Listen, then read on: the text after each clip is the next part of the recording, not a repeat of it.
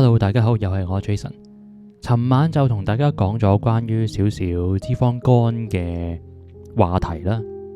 咁我就整理咗我手上嘅資料。呢一集想同大家講一講，究竟點樣先會發現自己有脂肪肝呢？通常大部分人都唔知自己會有嘅，因為佢又唔會痛啦，身體又唔會有啲咩特別嘅狀況話俾你聽。我咁樣係因為有脂肪肝。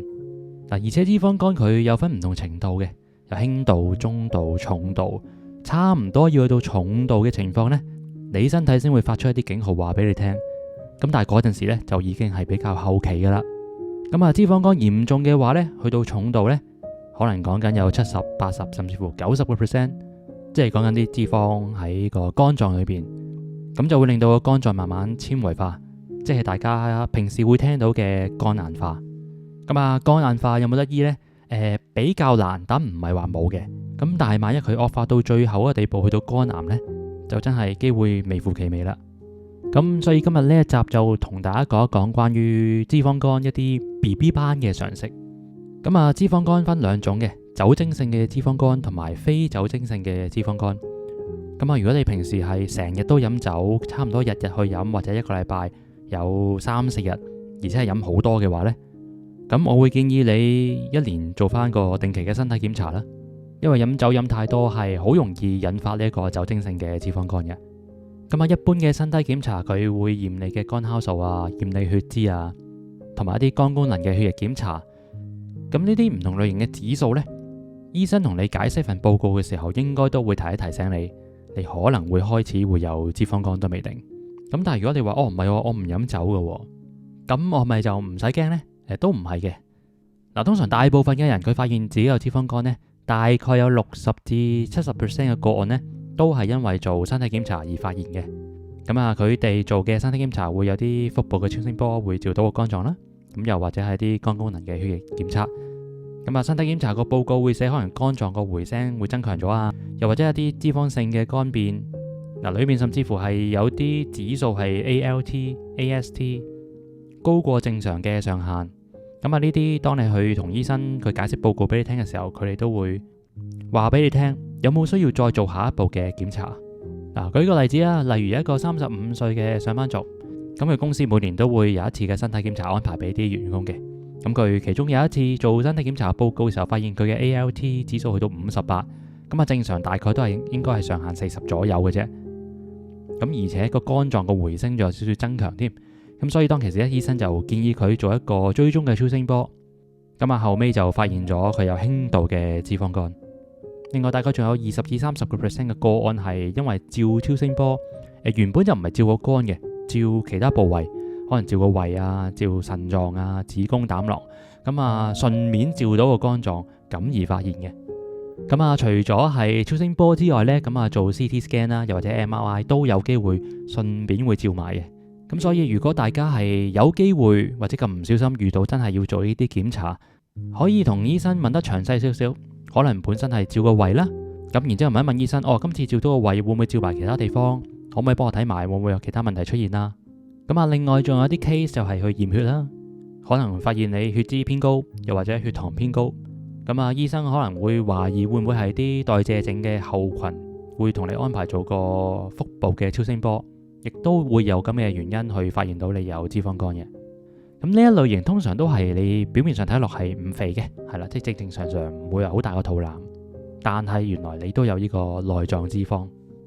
頭先所講嘅係點樣去發現脂肪肝啦。另外仲有一種檢查方式呢，叫做肝彈性嘅掃描 （FibroScan）。佢主要係檢查你肝臟入邊嘅脂肪嘅量有幾多啦，同埋個纖維化嘅程度。所以呢個係比較偏向中度或者係重度嘅症狀去做嗰個檢查嚟嘅，準確度亦都係非常之高，亦都唔係度度地方有得照。所以人到中年，例如過咗40歲，都會建議大家每年做一次身體檢查。另外你就算未到40，但係你平時都係捱夜啊，飲食習慣麻麻地啊，即係食嘢唔定時啊，又冇乜做運動啊，全日大部分時間都係坐喺度。呢啲情況之下呢，都會建議你去做一做個身體檢查嘅。如果你話我做完身體檢查冇耐冇乜事報告好靚仔，但係我又想知自己會唔會或者係我嘅飲食習慣或者生活習慣有機會令到我有脂肪肝呢？咁其實係有啲自我測試可以做嘅。嗱，我喺條片嘅 description 下邊呢，就會放一條 link，入邊有個 PDF，佢係一個脂肪肝自我風險檢查表啦。嗱，大家可以按住入面嘅唔同嘅項目，咁去睇睇究竟你有冇呢啲狀況。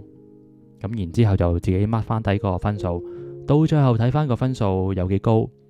咁啊，分數越低就代表越低風險，咁分數越高當然係最高風險啦。呢個檢測表純粹一個參考嘅性質嚟嘅啫，咁你唔好當係一個醫學嘅報告啊，只不過大概話俾你聽，究竟你現有嘅生活習慣、飲食習慣到底會唔會有脂肪肝嘅潛在風險。咁當然每個人佢嘅狀況都唔同，例如工作性質啦，例如你嘅作息時間啦。做身體檢查只係去揾出你身體有冇毛病，想改善你自己嘅身體健康，講真就好睇你自己嘅自律啦。最好當然係揾專業人士，例如營養師去提供一啲唔同嘅飲食建議俾你哋去改善身體啦。咁但係最重要嘅，你都要知道究竟身體發生緊咩事。例如發現有脂肪肝，究竟因為飲得多酒啊，定係還是你嘅飲食習慣導致嘅呢？嗱，坊間好多人會誤解嘅。我聽有啲人講話，要食得健康係咪要烚雞胸肉，食多啲菜咁樣樣啊？如果你淨係烚雞胸肉，又淨係食多啲菜，咁你嘅身體好容易會缺乏其他嘅營養，你可能減到重，可能減到脂肪，但係變相又會有其他問題出現。咁所以嚟緊呢一系列嘅關於健康營養嘅節目，就唔係教大家點樣去醫病，而係想大家認識多啲自己身體裏邊唔同嘅狀況。個好處係，當你去睇醫生或者去揾營養師或者做身體檢查嘅時候，就唔係一味淨係聽個醫生點樣講，營養師點樣講，你可以自己問多啲嘢。究竟我係咪咁樣樣啊？究竟我係咪要食多啲呢樣嘢啊？我缺少咗唔同嘅營養，係咪要點樣去改善啊？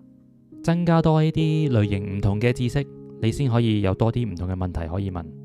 希望呢一集嘅節目對大家有幫助啦。我哋下集再見，拜拜。We are aiming to here. Second home. Stay here. We are very happy.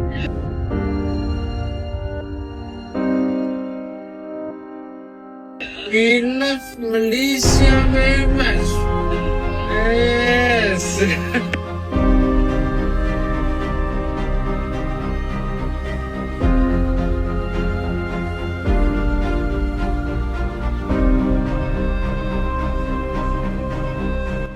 我喺馬來西亞一個過客嘅身份，我都可以咁睇你唔過眼。我喺馬來西亞簡直覺得自己好似個傻仔咁依家。男人係兩味嘢嘅啫嘛，食飽瞓女。請問你馬來西亞有咩俾我玩呢啲？